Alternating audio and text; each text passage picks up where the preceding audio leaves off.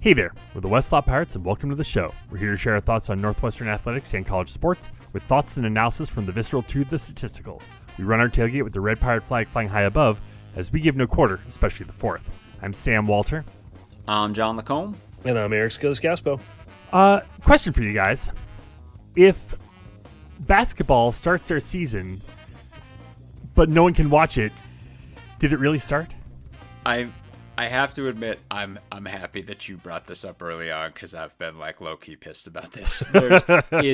Look, not saying that anyone is to blame for this, but we're gonna preview NU Hoops tonight. On the backs of the NU Hoops home opener, and this is obviously a team that everyone is incredibly excited about, but above everything, I think incredibly curious about because of the massive overhaul on this team. And this is a team that's first two games of the season, a massive portion of Northwestern fan base is not going to be able to watch. This one was on Big Ten Plus, and then Friday's game is on Peacock. It's just a bummer. It's a bummer because I think everyone wants to be glued to this team to find out exactly what's going on here. It's non-con. Yeah. You've got Big Ten Network for a reason. I mean, you've got multiple channels of Big Ten Network. Why aren't we just putting? I don't know. Yeah, I know. I mean, again, it's like we all know the answers to all of these things are always money. It's always money. That's what it always comes back to. It is what it is. It's just, it's not as simple for a lot of people to be like, with Northwestern ticket prices going up and everything else going on in the world that people who are already paying for Big Ten Network and et cetera, to just add on Peacock, add on Big Ten Plus. But again, mostly it's just a bummer that a ton of people aren't going to be able to watch the first two games of this team season because it's a super exciting team as we're going to talk about. So yeah, the Cats start off the year 70-47 over Mercyhurst, a school that I honestly had never heard of until they showed up on our schedule this year. Erie, Pennsylvania. Shouts to friend of the pod, Matt Heiss. Okay, cool. Sorry, I couldn't resist. I've never heard of them either, but yeah, no. I mean, the fact that they're the Lakers also. What? Because there is Erie, Pennsylvania, right on Lake Indeed Erie. It is that a thing? Yep. Okay. Well, there you go. They're the Lake Erie. Okay, one of these things anyway, was named after the other. That is 30 more seconds on the Mercyhurst Lakers that and probably anyone really wanted to listen to. But the Cats got off to a strong start, at least as far as dominating a team they should be dominating. Should we kind of talk about? I want to talk about the game first, and as we're doing that, we can kind of go through and talk about some of the guys because I think, obviously the big name back is Nick Martinelli. Buckets. Yeah, he's back. He went for 17 points tonight, and looked solid. You looked solid against a team that you need to look solid against. It was, and honestly, like in the second half, I don't even know that he scored in the second half. He either didn't score or had 2 points, but that's kind of less important because in the second half, the offense, more guys were getting involved. He wasn't pushing as much. I think that the key thing with him, and this is something that everyone knows about Nicky Buckets, is he's, as I think Matt Shelton said on Twitter tonight, he's literally a bucket. And in the first half, when we'll get into the whys of this a little bit. When Northwestern was just having difficulty initiating an offense, I think we only had 5 first half assists, and the team overall wasn't shooting well. You can just give it to him and be like, "Can you just score for us? Like, do one of your things that you do," and he'll go into his bag of tricks. I mean, we all know that was so much of the case last year. But I think some people are going to look and be like, 17 points, like I would have thought it was more. Well, again, like the team leaned on him in the first half, and in the second half, other guys stepped up, and our defense really carried the day. But that's the thing. I mean, it is the warm blanket that is seeing Nicky Buckets back on a basketball court and knowing just how much he's going to go out there and just score the basketball. I think warm blanket is a great way to couch it. And it kind of reminds you of when Boo came back somewhat unexpectedly for that last year. Not that it was now that it was a surprise that Nick decided to stay, I think at one point when there was some noise about Collins potentially leaving, that was the only time we were really worried about Martinelli transferring out. But because he's a top flight Big Ten player, and he's going to be a top flight player in this league, and he's going to get a lot of notoriety and exposure. And the fact that he was just put on the Naismith watch list today, so that's cool. I don't think he's going to win it, but I think he's going to continue to be a force to be reckoned with in this league. And I think the presence of Brooks Barnheiser on the Oklahoma City roster, getting just a couple minutes here and there, but getting time in games is indicative of I assume that Martinelli wants to play in the next level, and we're starting to see the fruits of the Collins experience that we hoped when he came to Northwestern all those years ago. Not that 13 years ago, which is just blows your mind. It really does. We're not Duke 2.0 yet, but I think it goes without saying that all the turnover, et cetera, like the new faces and the differences in this team, but this is a year with there's reasonable expectations that this team's going to vie for a tournament spot for the be competitive for the fourth time in 4 straight seasons, and possibly make the dance for the third time in 4 straight out of 4 years. And that's just kind of a crazy thing to be talking about Northwestern basketball in those terms. Yeah, I think in terms of the guys who, some of the veterans who were part of, parts, if not all of the run that you're talking about, right? I mean, some of the young guys who have transitioned into becoming older guys, right? I mean, suddenly like a guy like Justin Mullins is a team captain. And I think if you're looking at it's interesting because I think one of the huge questions coming into this season was this ballyhooed recruiting class and these 5 guys. And then you see like, Tyler Kropp, everyone talked about over the summer, he's getting this run for Team Argentina. And there's a lot of stuff. And again, like these were all big recruits and, and like Cade Bennerman, like a guy who's like 7 feet tall.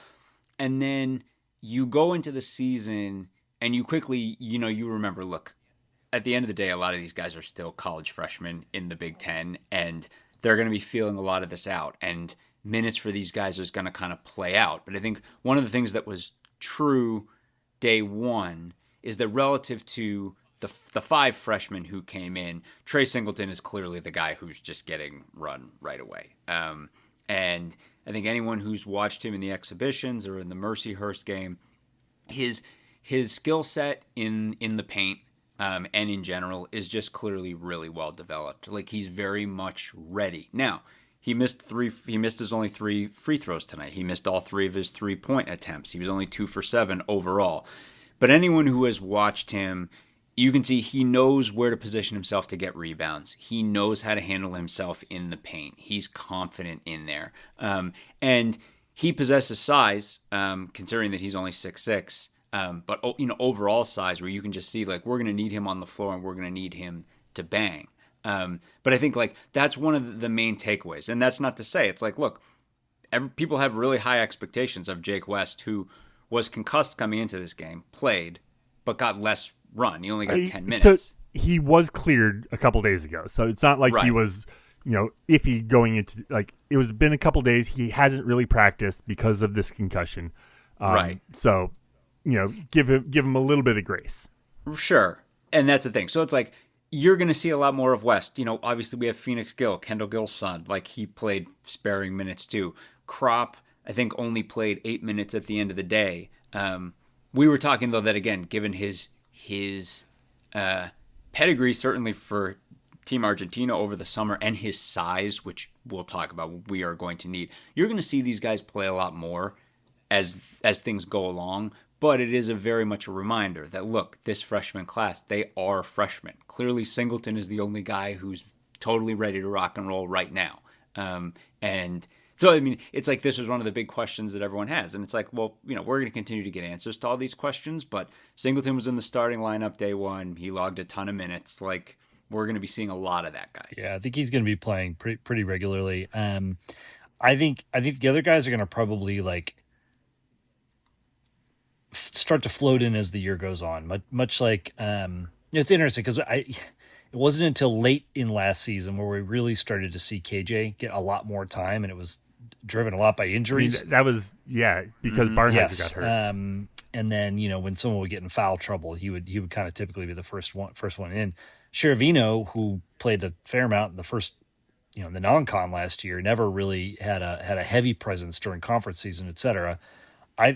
Typically what we've generally seen in the last couple of years, Collins wants to lean on 9 or 10 guys. Excuse me. And there's a lot of talk about the depth of this year's team. So in addition to 6, I'll say 5 returning significant contributors, Martinelli, Mullins, Wyndham, Sheravino, and Clayton. There's 3 transfers, Jaden Reed, Aronson Page, and Max Green. And then, to John's point, Singleton is going to have minutes.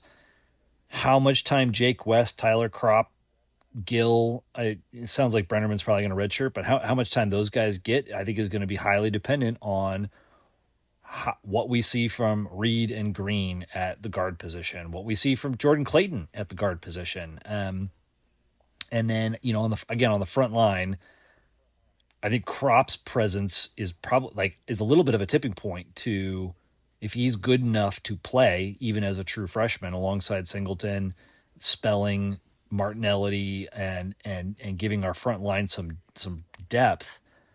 That might be the difference between a good team and a really good team. Yeah, I think the other really piece. I mean, you mentioned that the transfers. You mentioned Reed. There's this fascinating piece where you can kind of juxtapose Reed, who is going to be an unbelievably important player for this basketball team, and then the trio of Wyndham, Mullins, and Clayton. And I think the thing that we all know about Wyndham, Mullins, and Clayton is they are all very athletic guards. None of them are true point guards. Yep. Wyndham made it clear last season he's incredibly confident and he has no problem running the point. But they're not true point guards. They are really athletic guys who Wyndham is capable of getting really hot. I think Mullins, everyone knows, is a defense-first basketball player, but they're all awesome defensive basketball players. So they're all veterans in the Big Ten. So they're all going to play a ton. They're all going to give you a ton on the defensive end, and then your mileage may vary on the offensive end, but Wyndham is capable of getting hot and giving you a lot, as he was tonight. Reed is just, and it's amazing with the Ballyhoo transfer class, how quickly it's apparent that, the Ballyhoo recruiting class, freshman class, it's amazing how quickly apparent it is that 2 of our incoming transfers are just of massive importance. And the first is Reed. And the thing is, and Collins has been not shy about talking about it, and it's super obvious to anyone who's watched the exhibitions and then Mercyhurst. Reed is a true point guard all the way, and this is something people have talked about since Boo, that Northwestern hasn't had a true point guard, didn't have a true point guard last year. Reed is that. Well, let me just remind everyone, if you forgot, that last year a lot of the time it was Nick Martinelli or Brooks Barnheiser bringing the ball up, and those guys were both really capable. But man, that was brutal. And to think of how close this team came to a postseason appearance without a point guard is really right? Wild. Yeah. And I like the scary thing about Reed is I guess Jake West is the number 2, is the backup there. To everything you just said a second ago about Wyndham and Mullins, etc. So we're certainly not as deep at that spot as that be Boo played almost every minute when he was here. So God willing, Reed takes that role honestly, in the same light, right? But honestly, if we have Reed and West can come in and spell him, and we can actually run 2 point guards, I think that would be ideal. I think the key thing for sure, I think the key thing about Reed, and this is, it was unbelievably present in the second exhibition when he had 11 assists, and it was really present in this game when he basically didn't play the first half because he got 2 quick fouls, and you could see the way that the team missed him is, for anyone who hasn't seen him, this guy's 5'10" and lightning fast. This is an absolutely elite athlete, an electric basketball player. And it's not just that he's so comfortable with the ball in his hands. It's he's so comfortable bringing the ball up. He's so comfortable creating buckets for other players. It's, as Collins mentioned after the post game, in the post game press conference against Mercyhurst, it's that he enables you to full court D up the other team's point guard because he's such a good athlete. And I think this is the thing where you can look and see, and it's like, at least early on in this season, this is obviously someone they're really going to want on the court as much as possible. Bringing the ball up and D'ing up the other team's one, like they're going to want him out there all the time. It's funny because you could say he is a incredible addition and an incredible add in terms of all of those things. And yet you can easily and probably should argue that our other impact transfer is the more essential transfer. And it's because Arrington Page it's very clear, like he is the big. He is the big. And you know, he looks like a great player and had a great game against Mercyhurst, but he is who we are rocking and rolling with in the low block. Yeah, he led the team with 18 points and 12 rebounds in 23 minutes. So, and shot 10 of 12 from the line. So, you know, a big that can shoot free throws. That's big. It is. It's really interesting to juxtapose him too with Matty Nicholson, who of course was, talk about an essential basketball player for us last year, right? It's really interesting to juxtapose Page with Nicholson though, because Page is not the tree trunk that Nicholson was. And we're going to see how we have to work with that in Big Ten schedule when we're banging with the other team's best bigs. But Page is an unbelievable athlete. He is a really athletic basketball player. For a guy who's 6'11", 245, you look at him out there and you're like, man, this guy can move. I think you're very taken with looking at Reed and looking at Page and being like, man, we got a lot of athleticism in through the portal. These guys are really going to be able to do a lot of things. But again, Page is the big.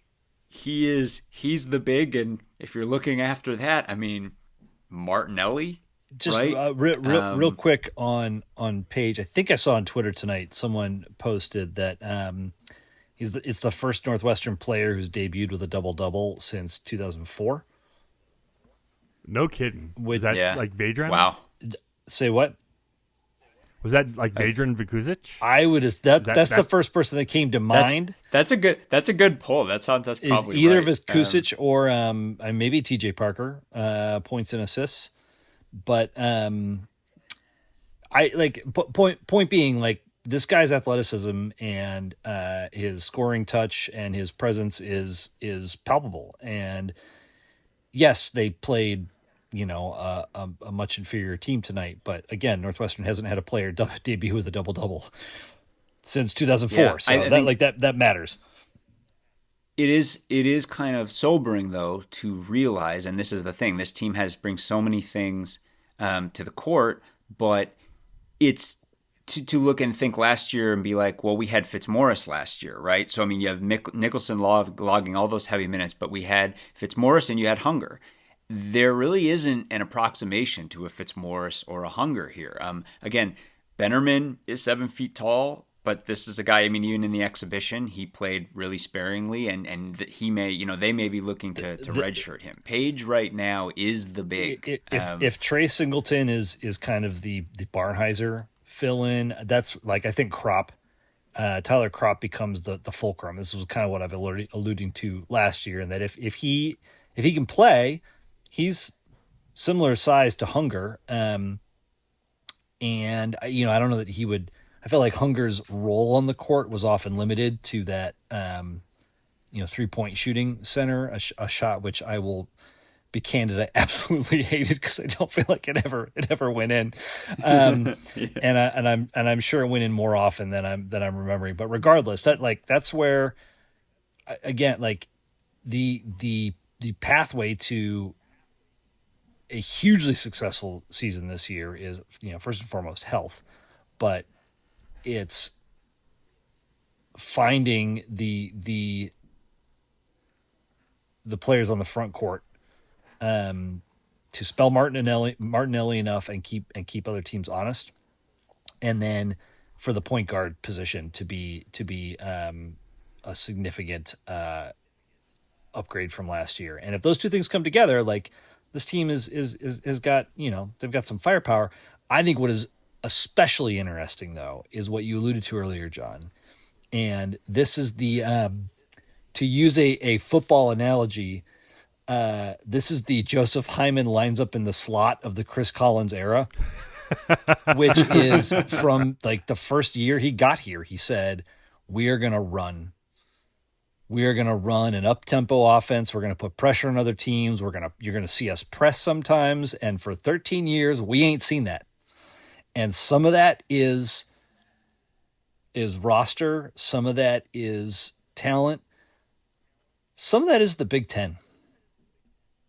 This is a damn hard conference to play that way. There's a reason that this conference regresses to the lowest common denominator of nails tough physical defense.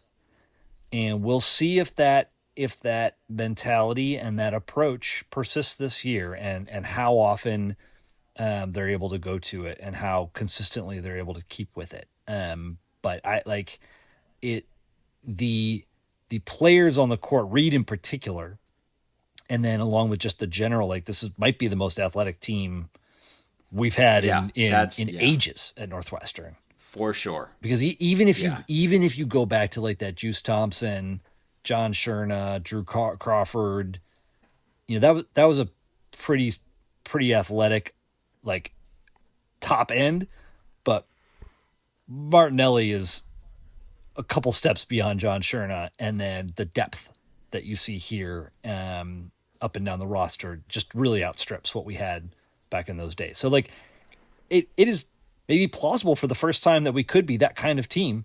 We'll just have to see.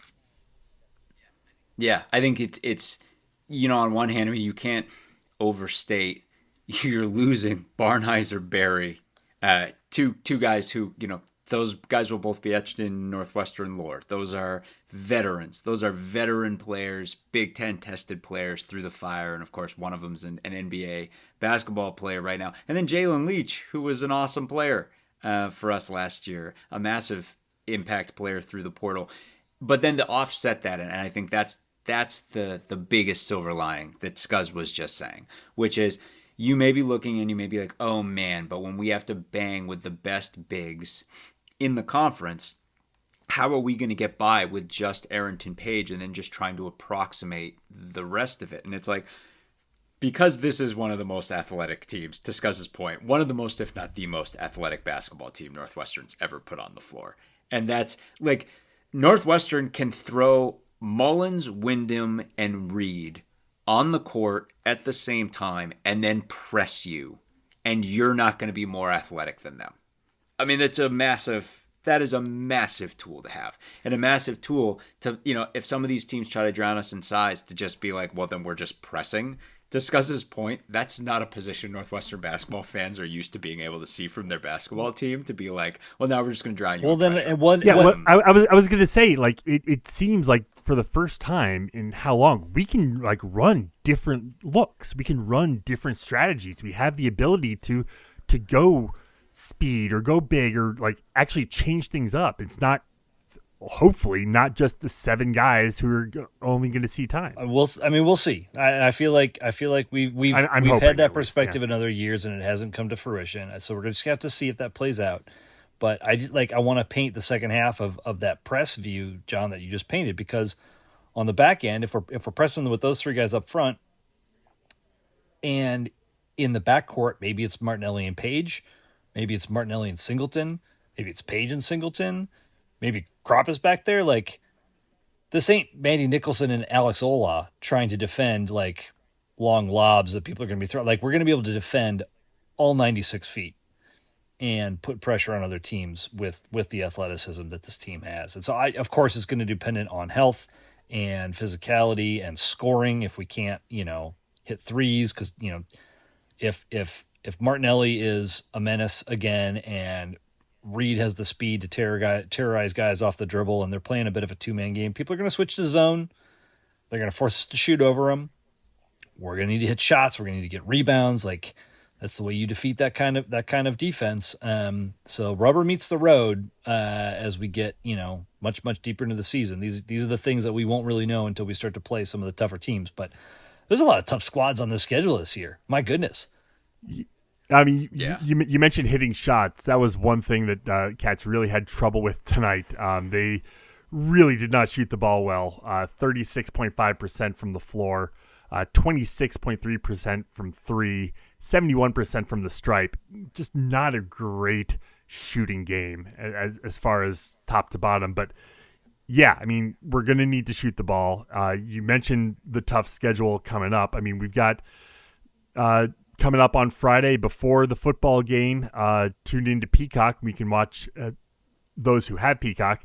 Boston University, BU, the Terriers come in.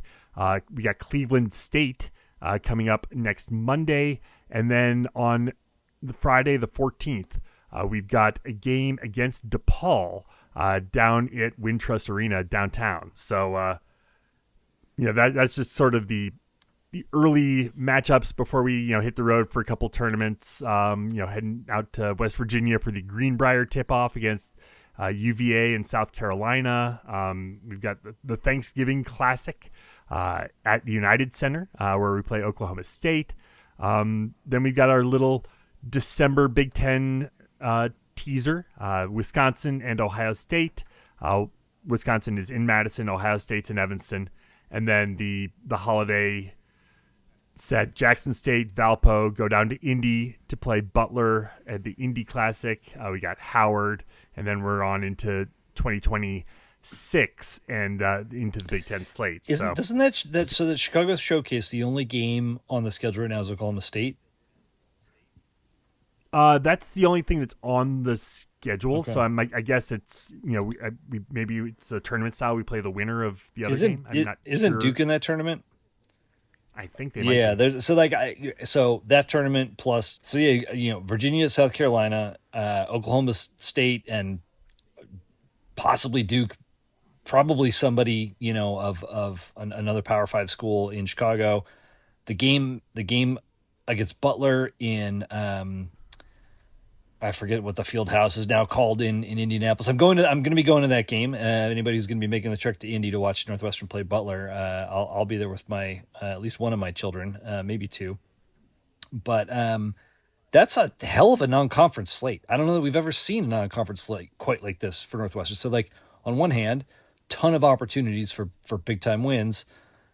On the other hand, in the same hand, these young players are going to get put through the grind long before Big Ten season. And I think even if this non-con doesn't go the way we want it to, I think the intent is to get folks up to speed and ready to rock for conference season. Yeah. Just a quick point of information. Duke and Arkansas play at 7:00 Central. That's what it is. Center. Arkansas. Yeah. Yeah, and then we play Oklahoma State as well. So I mean, both games are. It's just 2 games. Oh, it's not a tournament style. Okay. It does not appear to be a tournament style. So it's just right. Duke, just Arkansas, and then also Oklahoma State. Sweet. Yeah. Cool. I'm not ready right. for a Northwestern Duke game in my life this year. Let's be honest. I mean, you're right though. I mean, the profile of the schedule really cranks up, and I think that has to do with the pedigree of the program and everything that Chris Collins has built here, along with the greats who have recently come through this program, and including probable first team All Big Ten player Nick Martinelli. But it's really clear, the knowns. This team has a really great true point guard now. They have a really athletic post guy. We have a first team All Big Ten player. We have a bunch of veteran guards who, at the very least, are phenomenal defensive basketball players. And the big question is, you look at Crop, West, Max Green, who came in through the portal, and I'm blanking here. Owen Gill. I'll say that again. You look at Crop, West, Gill, Green, who came in through the portal, and be like, okay, so which of these guys other than Singleton is going to grab the reins early on and really, stake a claim, have a breakout. Maybe it'll be more than one of them. Maybe it'll happen sooner. Maybe it'll happen later. But these are the questions. It's going to be fascinating to see. But I think we're all going to be, it's like we said, it's so great to be able to watch Nicky Buckets again. It is so great to see the new impact players on this team. And yeah, we're going to find out a ton more over the next couple of games, next couple of weeks.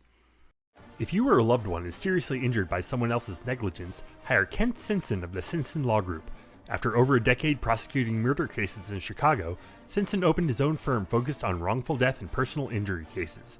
He specializes in car, truck, motorcycle, boat, and other transportation accidents, as well as construction accidents, medical negligence, slip and falls, product liability, and more. Millions recovered for clients. No fee unless he wins.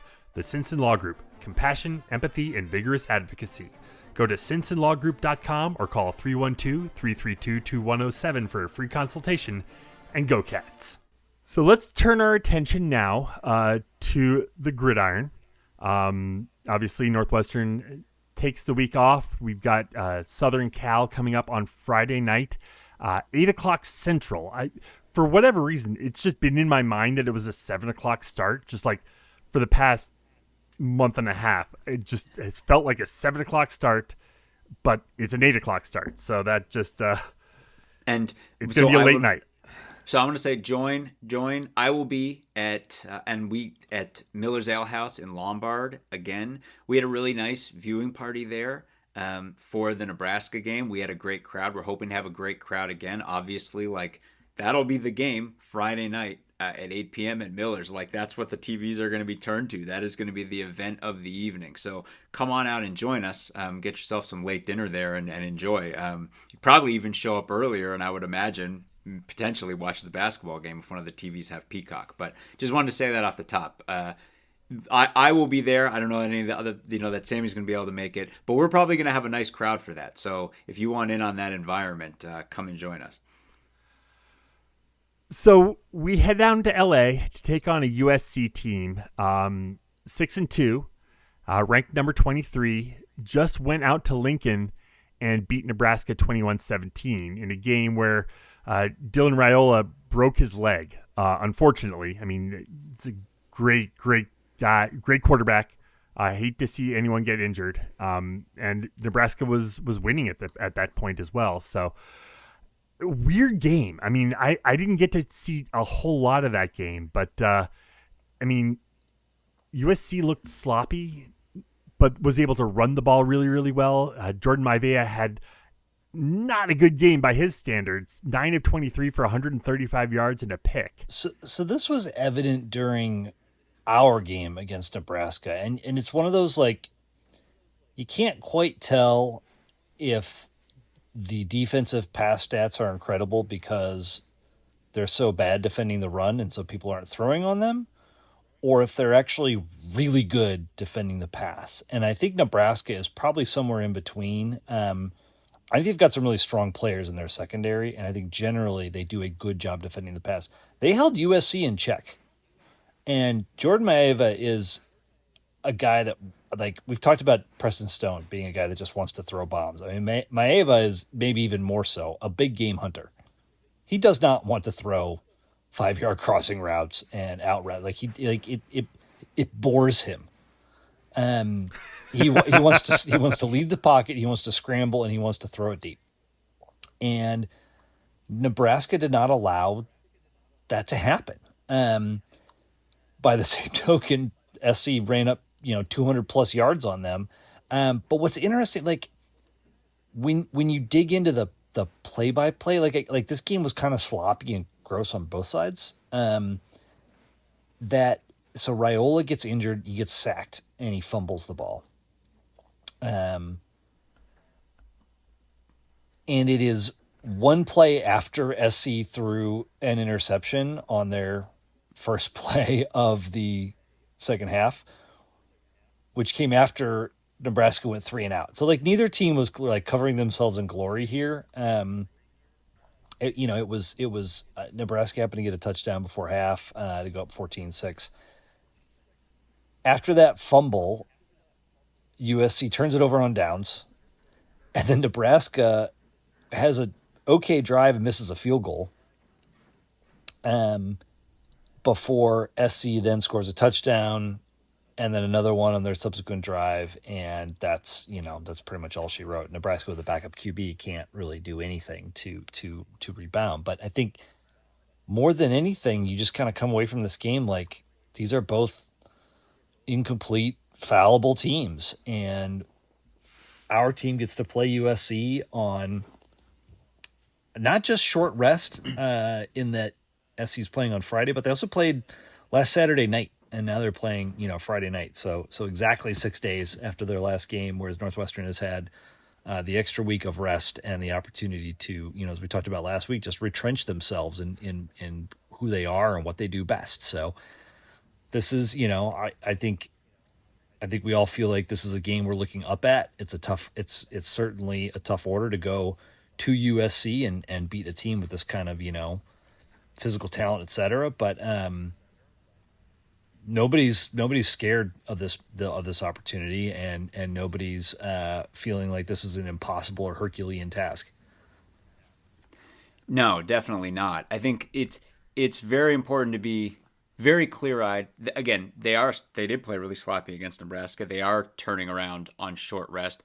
I think it's very important to be like clear-eyed about like where USC's strengths and weaknesses are. Jaden Maeva, he had a bad game against Nebraska. I don't know that this guy has strung two bad games. Yeah, they're the number one pass offense in college football. Yeah, like this guy is an incendiary quarterback. He's capable. I mean, again, like it's you should dispel yourselves that performance against Nebraska is going to repeat itself simply because like that hasn't been his pedigree.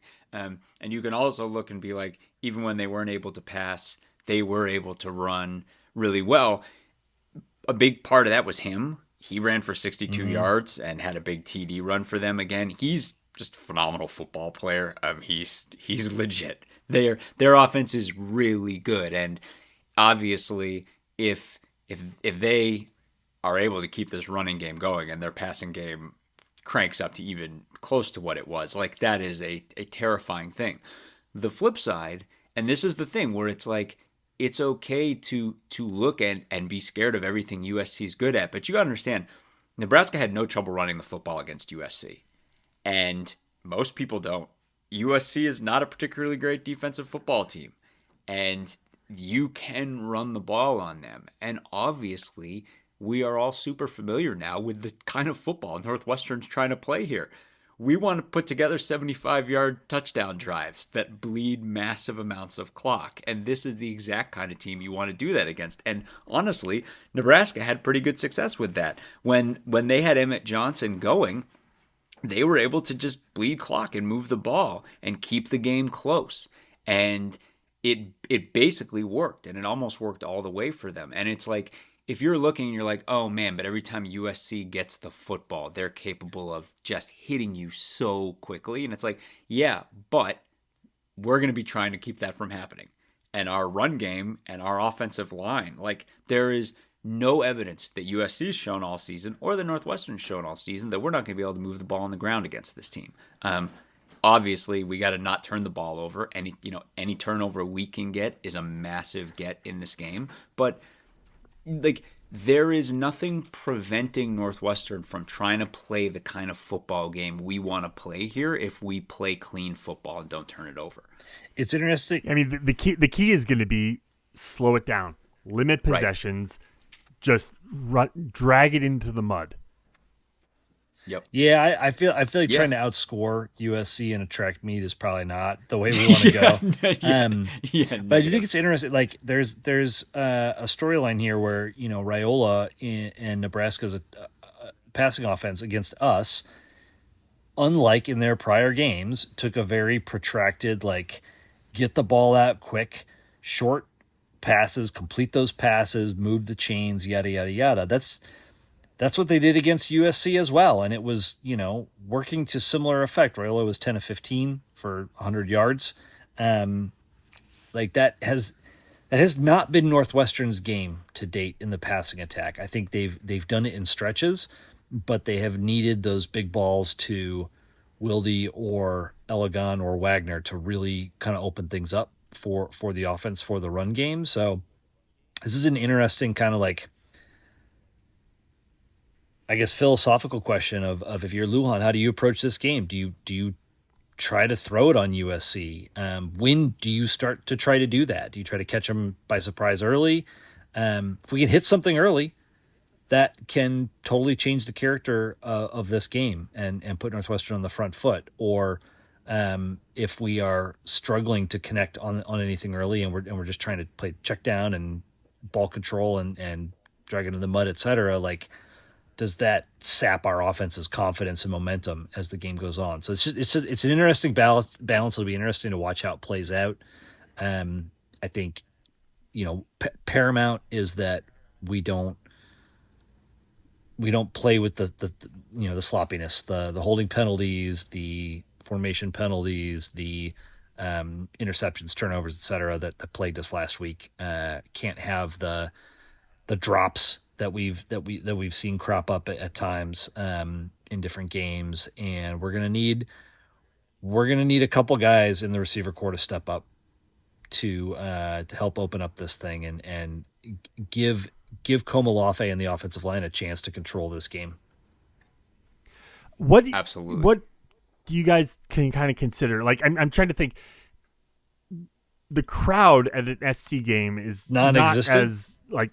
No. Right. I mean, like, it's certainly not like going into State College, going to Michigan, going to, it's none of that. Like, is that sort of aspect of the game gonna take shape? I mean, when I had it in mind that it was a 7:00 Central kick, that would have been a 5:00 Pacific kick, which would have led me to leave a 5:00 on a Friday evening.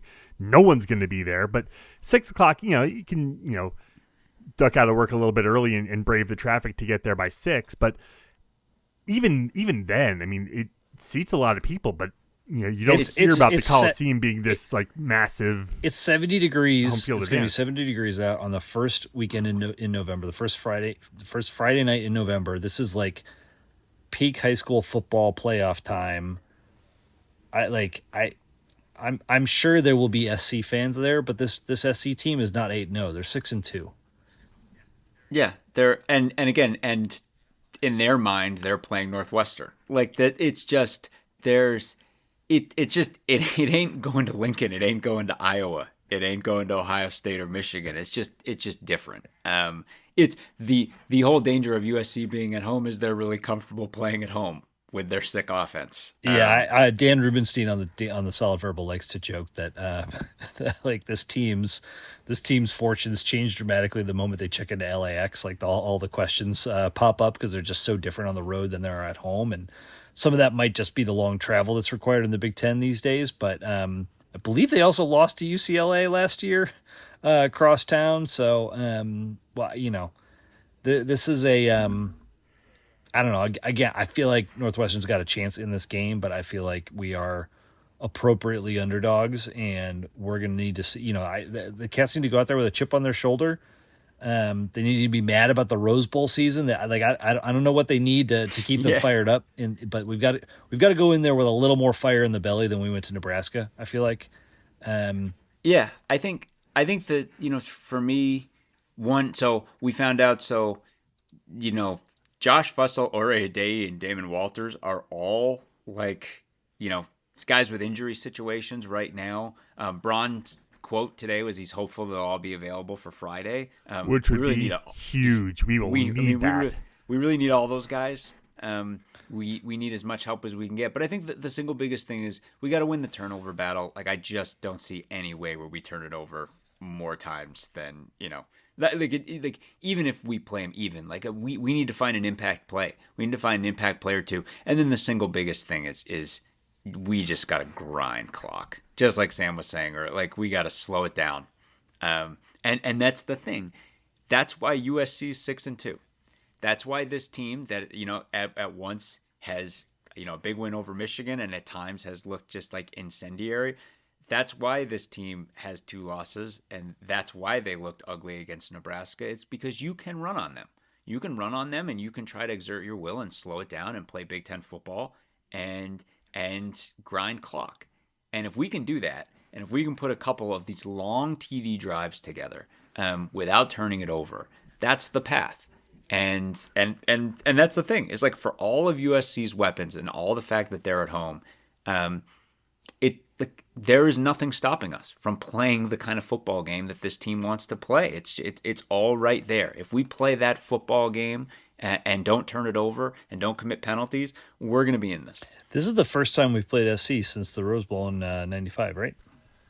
Yeah, correct. That's right. Wow. Yep.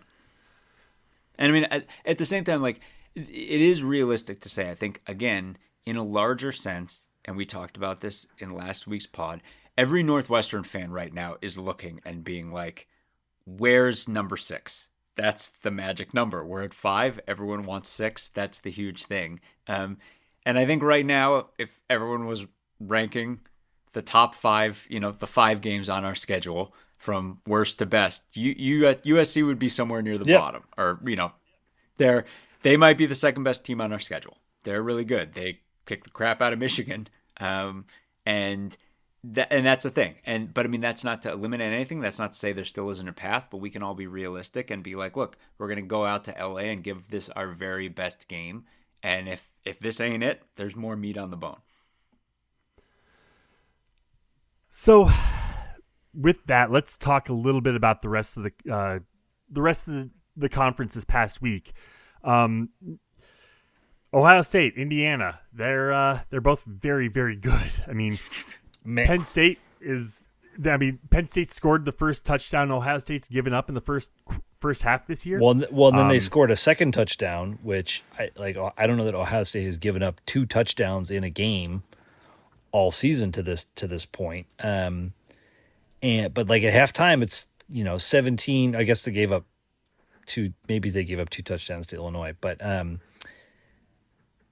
at halftime, it's 17-14, and everyone's like, oh, because we joked about it last week. The funniest outcome was Ohio State losing this game to a hobbled and James Franklin-less Penn State, and then the Buckeyes come out in the second half and like no hesitation, 50-yard bomb, drive and score. Shut down Penn State, get the ball back, 50-yard bomb, drive and score. I mean, they just like there was zero hesitation. Any of the turtle shelling or hesitance or win with defense and yada yada yada that Ohio State has played with in the past was just not present. I mean, they've got a true freshman. Well, he's not a true freshman. They've got a redshirt freshman QB out there. They are just leveraging their biggest asset, which is their incredible wide receiver core. And they're just like the way they took over this game. Penn State had no say in the matter at all. And then, Indiana beats Maryland 55-10. I mean, again, it is so clear who the 2 best teams in the country are now. And I'm just like, it's awesome. Like, I can't tell you which of these 2 teams is the better team. They're both so good. I just want to see them play. So here's something that's interesting that I just saw today that someone brought up. Because you do not need to be a conference champion to get a first-round bye in the playoff, I heard some people were saying it might behoove Ohio State to lose to Michigan so they didn't have to play in the Big Ten championship game. They'd still get a first-round bye. I cannot abide people not valuing the Big Ten championship game for crying out loud. Like, beat your rival that has owned you forever and get a friggin', get a Big Ten championship. Lest we forget, every team with a first round bye last year lost their first game. Yeah, true. That is true. And didn't get to cash in on a home game, a home playoff game. I want to go back to Indiana, Maryland for a second. Yeah. Indiana outrushed Maryland 367-37. Wow. I mean, my God. They outran them by a factor of 10. Yeah. That's absurd. I mean, it really is. It's 1 and 1A in the country this year. These 2 teams are both I cannot good. wait to see them play each other. I know last year Ohio State just absolutely decimated Indiana, and I think Indiana is just They are on a mission from God to recreate that game and get another shot. And I don't think that the Murderbot is going to allow them to. They might not win, but they will show up. That's going to be a prize fight. Michigan beats Purdue 21-16. I didn't see any of this game. Here's the thing is like Michigan's capable of very much not being able to throw the ball. And because of that, and if they turn it over at all, they commit penalties, it can just get gross and close for Michigan so quickly because it's not an explosive football team. And then we've talked about Purdue forever, where this team just can't get out of its own friggin' way. But the flip side is Michigan's defense is ungodly good, and they can run the ball. And especially down the stretch in this game, like the bottom line was it was close, but Purdue was just not getting over the hump because Michigan could control the clock running the ball. It's like again, Michigan's a very imperfect football team that is capable of just clamping you down on defense completely and just grinding running yards. I also heard that Maccabee got hurt and is done for the year. Oh, interesting. So I like Purdue is interesting because just bear with me here. So when you look at the way the game played, it didn't particularly feel close, but like USC played a pretty sleepy game against Purdue in week 3. They won 33-17. It could have been a lot more. But I guess actually that was at Purdue. I'm sorry. Yeah, it was at Purdue. So still, again, like kind of a sleepy game from USC against Purdue. Purdue goes to Minnesota and should win that game. They, lose in excruciating fashion to Rutgers. They give this Michigan team a bit of a fight. And yet we mopped the floor with them 19-0 and left points on the table. Yep. And it is hard for me to reconcile these things. And is that right? Because I know that we did not play our best game of the year against Purdue. Maybe they just happened to have played their worst game against us. Maybe it is a situation where the matchups just work out in our favor. But like I can't help looking at the Minnesota and Michigan scores and just thinking like, God, we're better than those teams. Again, I'm like, Michigan is that's the thing. They are so good at certain things, but they are also an incredibly one-dimensional football team. Like this is a team that like they don't throw. They're Underwood has been very underwhelming. And these were true road games for Purdue as well. Yeah, right. So it's like they're like that's the thing. We'll talk about it more, but like there's meat on the bone. I think any Northwestern fan should look and be like gross and close and Wrigley in the mud. Like let's do it. Let's dance. I don't want to oversell, but like Purdue ran for 138 on Michigan. Mm-hmm. They ran for 87 on us. Right. And I know Brown got knocked out of our game. I just wonder, man. It's going to be very interesting to see how this all plays out. I know that the transitive property does not always hold, but Michigan not in this league. Michigan and Nebraska was close too. Yeah. Like there are a lot of teams that are very much within the same orbit, and we are one of those teams. Illinois beats Rutgers 35-13. Yep. I feel like this was one we saw coming. Where like Illinois was, we've talked about this. There is a level of defensive team that you drop below that level, and suddenly Illinois can do everything that they want to do on offense, and then they just blow a hole. If they can run, they can do everything else. But they have been running a lot more with Altmaier of late. I mean, he had 7 carries for 88 yards in this game. Including, a big long touchdown run. I believe this is, I think their last win. They had something like that too. So that's something to watch. He is playing more of a dual threat role as the season goes on. And then you have this Michigan State Minnesota game. Oh overtime. boy, the Gophers. This first of all, for anyone who watched this game, Minnesota had no business winning this football game. They had effectively no offense going into their final drive when Michigan State inexplicably went full prevent and let Minnesota march right down the field. Michigan outgained them by 160 yards. Yeah. They were, I mean, it was, again, Michigan State gave this game away. And Michigan State is a very bad football team. Minnesota should have lost to 1 week after they got obliterated by Iowa. Minnesota's playing really bad football right now. Right now, they are in the conversation for one of the worst teams in the conference. Now, they've played really well early, and they certainly a couple weeks ago played well at Nebraska, but Darius Taylor's not in the picture for them right now. He hasn't played 2 weeks in a row. He is their talisman. They are not a good-looking football team with him not on the field. And that's the thing. Like, you right now, and this is the thing, and this is sort of what we were talking about. I mean, if you're trying to find 6, right now you're bolding Minnesota, you're circling them, you are underlining them. You're making any list, you're ranking the top 5. Minnesota's number 1 with a bullet right now. So here's the thing that concerns me about Minnesota. They sacked Dylan Raiola 9 times. They sacked Alessio Milivojevic 7 times. Like, they're getting sacks. They are. They're getting there. I mean, but again, it's worth bringing up. This is Michigan State. This was this guy's first game. Like, they benched Aiden Childs. Like, Michigan State just flailing. They're trying to figure out what they even have at this point. Like, that team is just on fire.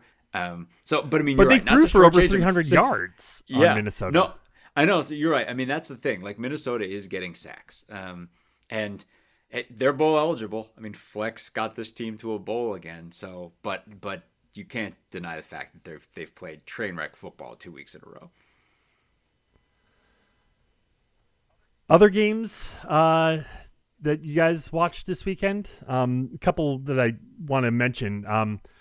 I talked a big game last week about how, Vandy probably shouldn't be overlooked going down to Texas. And then like the first half of that game, and Texas is just going to town and just making me eat my words. And then Vandy comes back.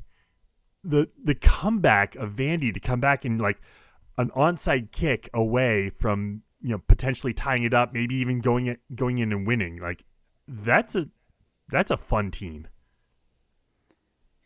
It's funny to watch that game and be like, man. I mean, Manning had a good game, but it's really clear to watch Manning and watch him out there, and it's a guy with all of these tools, who just like he gets in his own head, he makes mistakes, but then Sarkisian is such a good offensive game planner that he put together such a great plan to help his quarterback, and I think it really got Manning going. But then it's funny to juxtapose that on the other side with Pavia, where they're just like, dude, you got to do something for us. Dude, you just like help us win.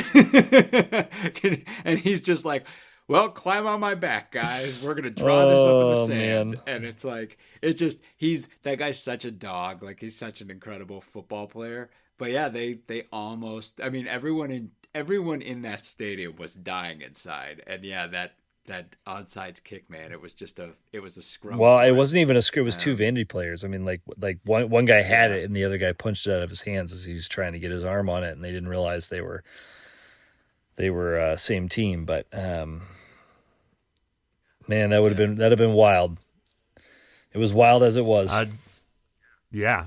Just up I-35, take us to Dallas, where SMU knocks off Miami 26-20 in overtime. Where Miami does the classic head in the sand, turtle shell.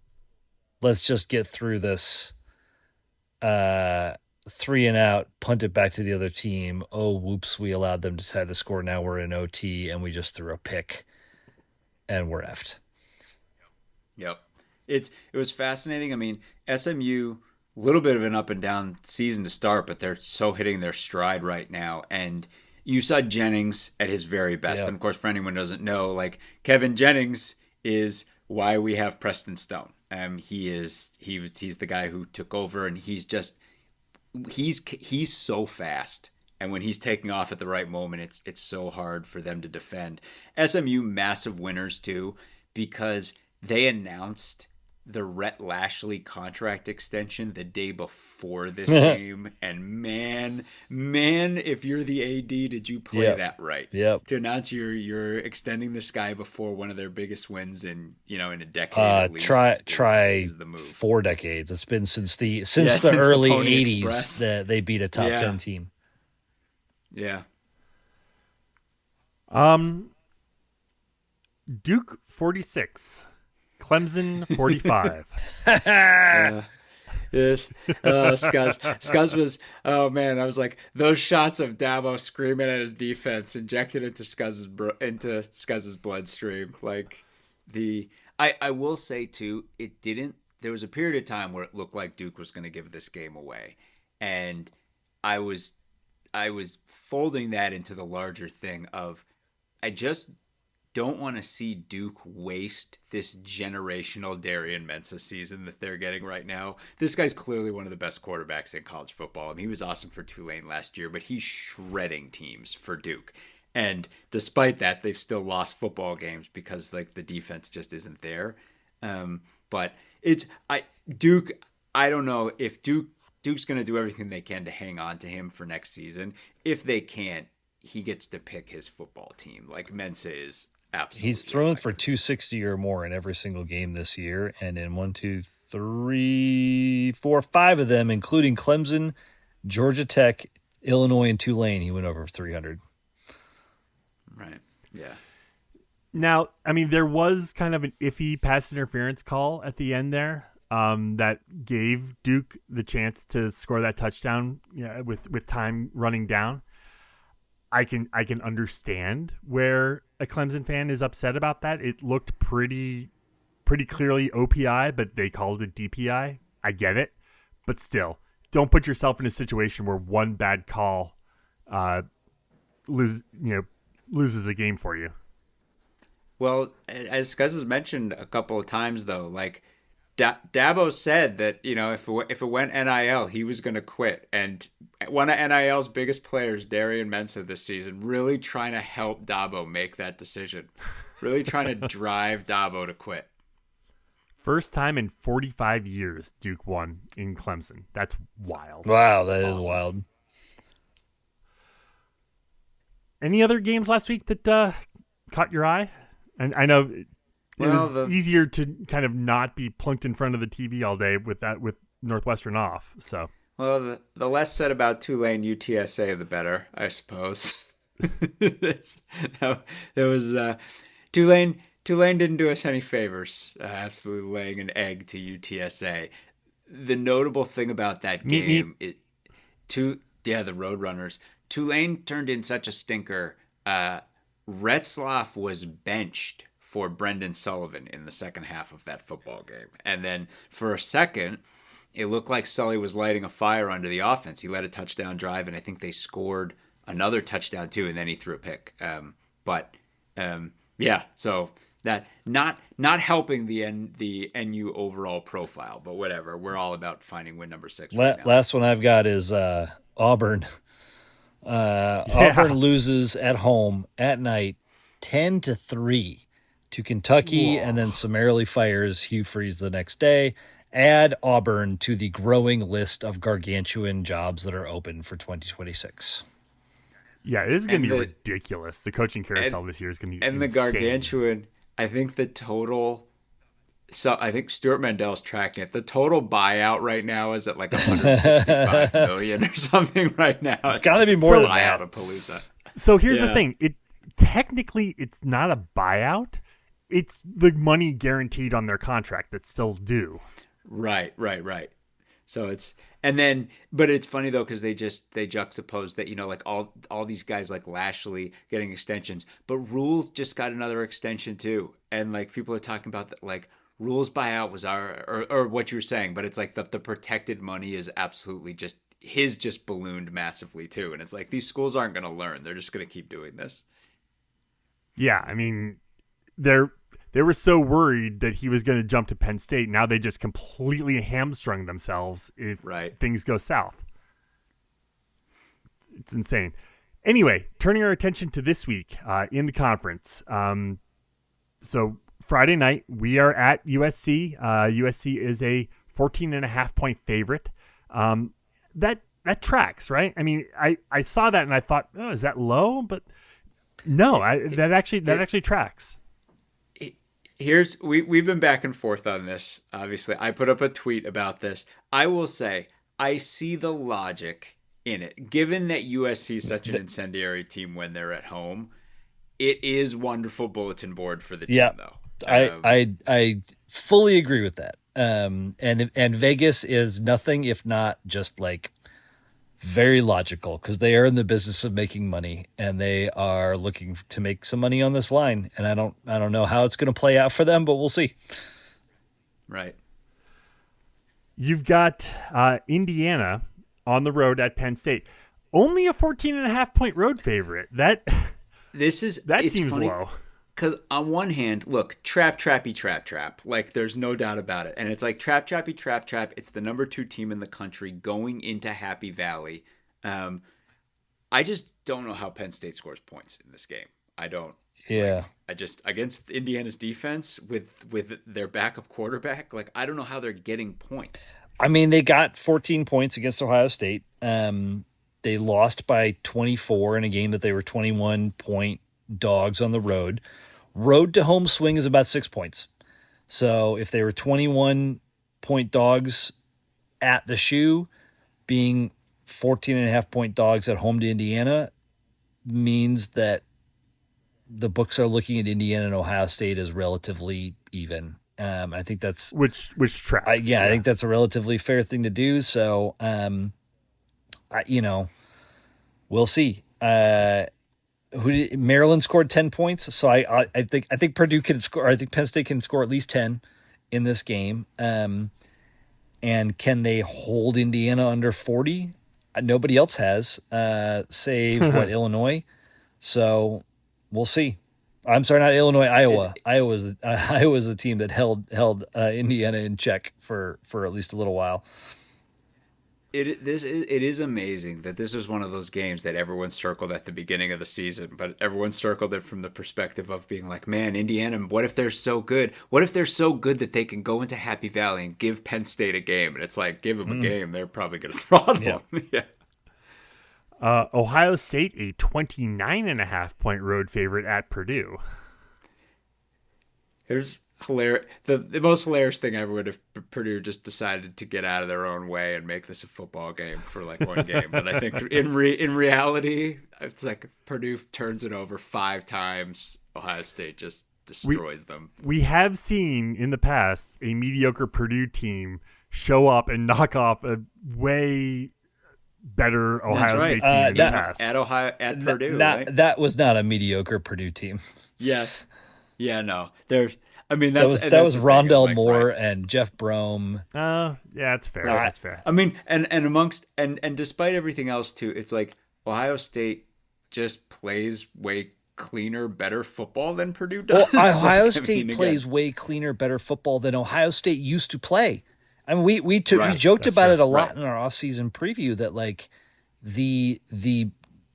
this year is probably the most loose that Ohio State will be able to play in decades, and I feel like that's really showing. Yeah, absolutely. Maryland is at Rutgers. I have not seen a line for this. Is there an injury concern going on, or is this just the smoke around potential Loxley? It's wild that, like, we sort of talked about this last week. You go from 4 games into the season where everyone was like, oh my gosh, somehow against the odds, Loxley has pulled the iron out of the fire, pulled his hand out of the fire here and turned this thing around. And the progression over the 4 games since then is such that some guy with 5,000 Twitter followers floated a single unconfirmed report that Loxley had been canned, and everyone bought it. Which I was like, he hasn't been fired. It's like, well, the good news is you haven't been fired. The bad news is one person online said you were fired, and everyone immediately was like, "Well, that makes sense." not where you want to be. I mean, the game opened. I think earlier in the week or yesterday, I'm seeing a line from I think FanDuel quoted at 1.5-point favorite for Rutgers over Maryland. And maybe that has been put on pause given the Loxley news, to your point, Sam. But I don't know. I think Rutgers at home is probably a slight favorite unless Maryland. Or maybe it's just a pick 'em. Maybe I'm just reading the line. Well, no, I usually you would see 0 or pick, and I'm just seeing like dashed lines indicating like nothing. Yeah. So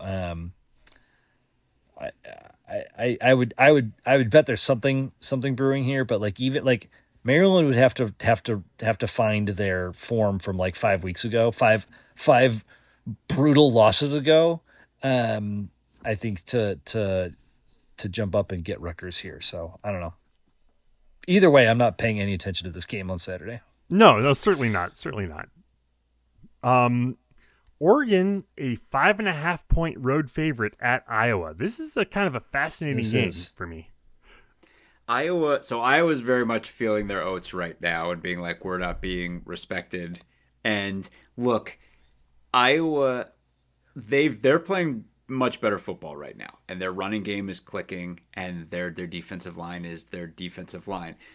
This is also a team, though, that if 3 Penn State guys don't run into each other in the closing minutes of the Penn State-Iowa game and allow Mark Gronowski to break free, Mark Gronowski, who had basically done nothing for almost an entire football game to that point. 3 guys don't run into each other, allow him to break 3 for that run. I was on track to either go 6-6 or 7-5. So it's like there's still a really good possibility that Oregon's just a much better football team than Iowa. We're gonna see, and I know Iowa's gonna be pumped up for that game. And as we've discussed, Iowa seems to always find a path. They always find a path to 8 or 9 wins. So, but I still think Oregon's just a much better football team. Oregon there were some questions about Oregon's prowess against the run early on in the year, and we certainly, did some damage against them. Penn State did some damage against them, but they held Indiana for the most part in check on the ground. And the absence of any real passing threat from Iowa, I feel like kind of changes the equation here a little bit for Oregon. But so what? Indiana won 20-15 at Iowa and beat Oregon by 10. So I don't know. I like that. Yeah. Like this could be a tight game, and I feel like it also could get away quick if Oregon is able to put Gronowski on his back, and or force some turnovers. It's like, I just think there's Oregon in the Indiana game against the number 2 team in the country, and there's Oregon against everyone else. And Oregon really struggled. What was it last year at like a road game at Wisconsin late in the year? Yeah, if I recall. So like this is as close to it as it gets to a cold weather game for the Ducks this year. So. Yeah, I mean, current AccuWeather forecast as of time of recording looks like it's going to be 48 degrees, partly cloudy. That's not bad. It's brisk, but it's not. You're running around. You get warm. You can't see your breath. Yeah, it'll be fine. 3:30 p.m. You've got Washington, a 11.5-point road favorite at Wisconsin. That's Washington. They are disrespecting you, Washington. No, they are not. That's a lot of points for a team that can't function on the road against a team that can't function at home. That's true. That's a team that can't function. I was going to say exactly a team that can't function on the road versus a team that can't function. This is a toilet bowl. I cannot fathom Washington winning this game by 12, and yet Wisconsin has no offense. So I don't know. Did they play last year? No, I do not believe. I don't think so. No, because this is the battle for UW supremacy, which I don't know when that's happened. Certainly hasn't happened as a conference football game yet. But I don't think Wisconsin's not really in a position to battle for supremacy of any kind right now. But yeah, no, they did not play last year. And then 8 o'clock, under the lights in Pasadena, California, at the Rose Bowl, you've got Nebraska at UCLA. The Bruins, a 2.5-point home favorite. You've got to favor the Bruins. No Dylan Raiola. Yeah, with no Raiola. Yeah, you do. You do. It's wild. And for UCLA, it's the gift from the gods. I mean, you feel horrible for Raiola, but UCLA was on this. Hey, they put this great streak together, but bang, like now, like the bottom really drops out on their schedule. Not anymore. It doesn't. Yeah. I mean, they have by light years the best quarterback in this game. Yeah. And that's the great equalizer. So yeah, I think I'd take UCLA. I mean, it's too. interesting. They went on this 3-game winning streak and then got absolutely plastered by IU, but then had a bye. So there's been a solid 2 weeks to 2 weeks to flush that IU game, to get back to good. I think the interesting question here is, were those 3 weeks just this magic momentum post Deshaun Foster, like rally behind the guys kind of situation, and now against a, admittedly solid Nebraska defense, like will UCLA can they still find that momentum and that mettle to push through? I don't believe Nebraska's going to roll over. I think, the Rule and his coaching staff's approach with Northwestern is evidence that, that team was on the verge of rolling over and they didn't. They dug deep to find their tackling, to find their running game, their physicality. Now that was at home. They got to go on the road here. So there's so many interesting variables here, but this will be kind of fun to see how this one plays out.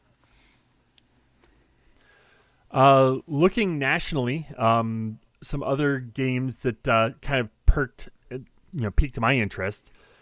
This BYU Texas Tech game, undefeated BYU at number 9 Texas Tech. Texas Tech is a 10.5-point home favorite over an undefeated BYU team. Interesting. That seems about right to me. I think, no shade to BYU. I kind of feel like this is the end of the road for them. I mean, they've Texas Tech to me has struck me as just an awesome football team all season. I think they're really good on both sides of the ball. If you haven't seen Texas Tech play yet, their defense is really nasty. Good. And again, no shade to BYU, but Texas Tech that's a playoff team. I think this is again, I think BYU is finally going to run into a team that's just flat better. I mean, BYU has a win over Utah, a win over Iowa State, a win over Arizona, West Virginia, Colorado, Stanford, East Carolina. They have not played anyone of this caliber yet. Recall that Texas Tech smoked Utah earlier in the game. I mean, that's right. Earlier in the year, I should say. So, this definitely feels like a moment where BYU meets their maker. Pun intended. A&M is a 6.5-point favorite at Mizzou. I mean, Missouri's a good team, but Texas A&M is playing. I mean, they're hitting on all cylinders. Is Perbula hurt? Ooh, I do not know that. That's a great question. I'm guessing not. If it's only A&M minus 6.5. I mean, A&M will tell you that they're the third best team in the country. But Bo Perbula's injury is a non-fractured dislocated ankle that he sustained during a game against Vanderbilt. Oh man, 2 weeks ago. Oh man, if he comes back, it's like malpractice. Oh yeah. So I mean, unless he's wearing an actual cast. I mean, I guess it's just. Maybe they're looking at the way that everyone's beating each other up in the SEC and being like, hey, it's a road game for A&M. Missouri's got a great D. Yeah, they do.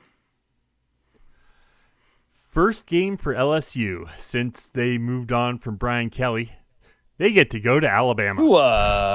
You know that Bama is just licking their chops. They're absolutely licking their chops. Yes. They're a 9.5-point home favorite. And I think they're gonna absolutely blow them out of the water. Yeah, I think probably LSU that's a team, shouts to our man, Chris Giannini, and to Josh Thompson, who, this is certainly not what he envisioned when he went to LSU. But yeah, they're very much looking to lane right now, I would say. already making their plans. How are they going to get that man? No, this is so is Florida. So is Yeah. Auburn. I mean, everyone. But this right? is I mean that LSU team is also like crazy talented, and And this is the first game without shouting Brian Kelly on the sideline, and it is interesting that so many of those players have come out and said, no, I am loyal to LSU. I'm not here for a coach. I'm here for LSU. So many of those guys grew up in Louisiana, and they wanted to play there, et cetera. We talked about this last week when we were talking about how good that job is. That's what makes it such a good job. And so there's a lot of pride on the line. I think they're going up and against an absolute a team in Alabama that's really just hitting its stride. The last game I have written down here is it's the Florida ACC, State, the powerhouse clash we've all been waiting for. Yeah, Florida State at Clemson. I mean, nobody cares. Just as everyone will decide the ACC race here. Decide who finishes last or whatever. Oh my goodness. It's amazing. I mean, and it's wild too that really Clemson is, boy oh boy. I mean, Florida State has been bad, and Clemson's at home a 2.5-point favorite. Like, man. Yeah. And it's just amazing how much of a total non-factor this is in the race. I mean, these teams are playing for like 10th or something in the conference. You know what would make this better? If both teams were 5 and 6 and it was for like bowl eligibility elimination. Or like head coach loser leaves town match. Oh man. I mean, what's funny is that so I think everyone's pretty confident Norvell is gone at the end of the year. I was going to say, somehow Dabo's the guy with more job security. I mean, if you're Clemson and you're looking at this at Auburn's open, LSU's open, Florida's open, Penn State's open, Florida State's probably going to come open, Virginia Tech is open, maybe Texas is open. It's a hard. Now's not the time. Now's not the time to be making. It's a hard cycle to get. No. I mean, unless you're Clemson's AD and you're like, God, I love Brian Kelly. Unless you're thinking that. Is that a thing people say? Well, I mean, if you a lot of times in these situations, right? Like schools swing the pendulum. If you're going to swing the pendulum from Dabo, I mean, I guess you're going from one egomaniacal lunatic to another. But regardless, they're just egomaniacal in different ways. But regardless, it's just it feels like not the year to be trying to replace.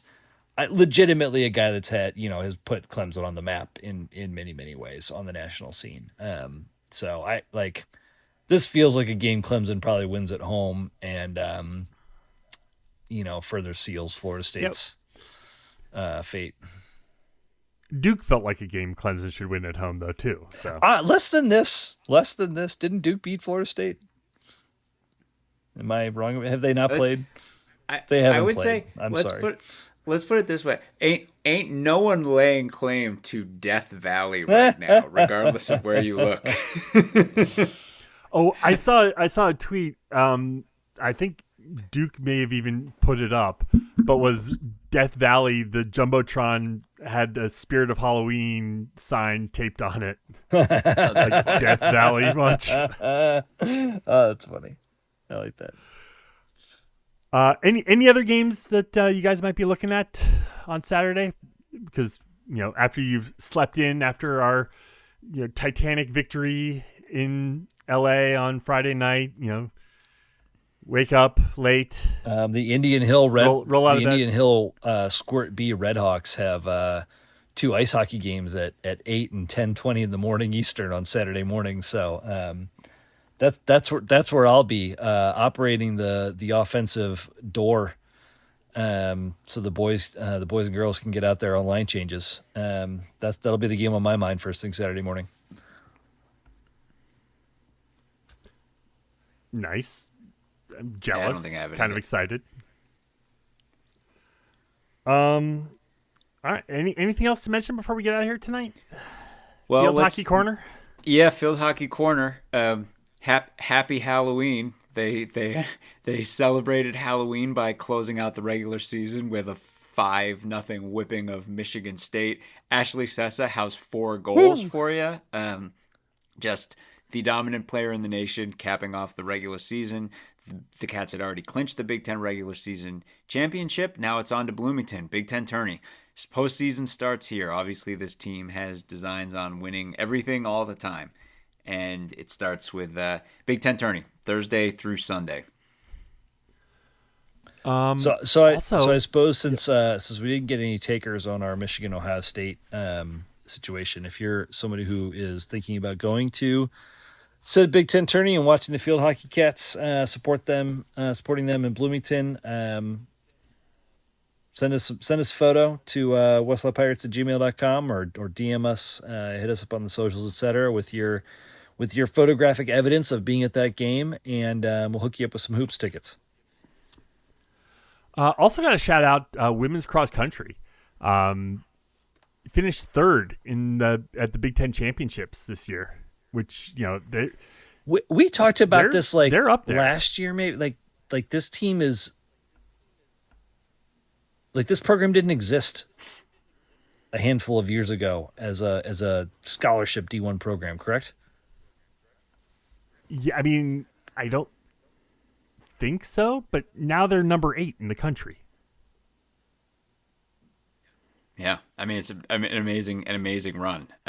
It's just to add one more incredible women's sports team to this group. Another one to mention, less dramatic, but Northwestern women's soccer won in their first round of the Big Ten tournament.